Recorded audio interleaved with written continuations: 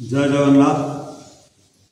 जो मानकर पेटरे चर्बी अत्यधिक मात्रा बढ़ी जाए से कौन प्रकार प्राणायाम बा एक्सरसाइज बा आसन करना से गोटे सहज उपाय कौन कले आपणकर पेटर चर्बी कमिया सहित वायु पेटरे थिबा वायुजनित समस्या दूर करता है। तेरे आसतु से उपायटी आम कर तो मैट उपरे आप घरे थोड़ा तकिया रखिदे। तकिया आप पेट को तले पेट को चापिक रखिए।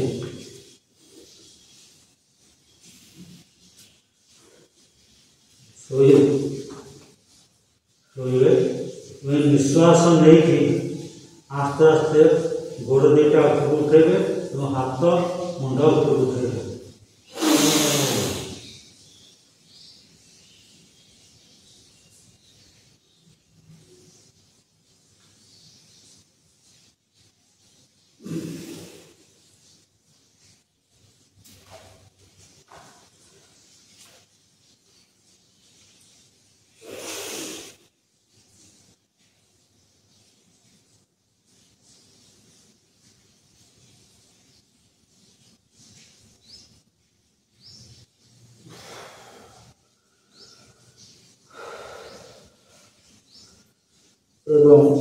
हाथ दुई पक्षक नहीं धरे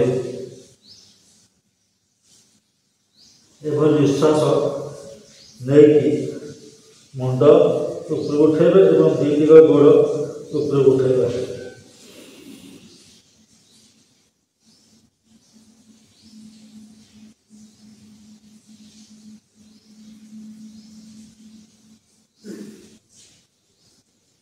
सकाल खाली पेटे 5 मिनट रु 10 मिनट अभ्यास कले आपण पेटरे थी चर्बी कमिया सहित वायुजनित समस्या दूर हुए एवं हजम क्रिया सक्रिय हुए, खाद्य हजम हुए, भोक लगे। यह था आज योग प्राणायाम। आशा करे भिडियोटी आप निश्चित भाव भल लगे। दयाकोरी लाइक सब्सक्राइब करेंगे एवं कमेंट माध्यम आपंकर मतामत निश्चित देवे। जय जगन्नाथ।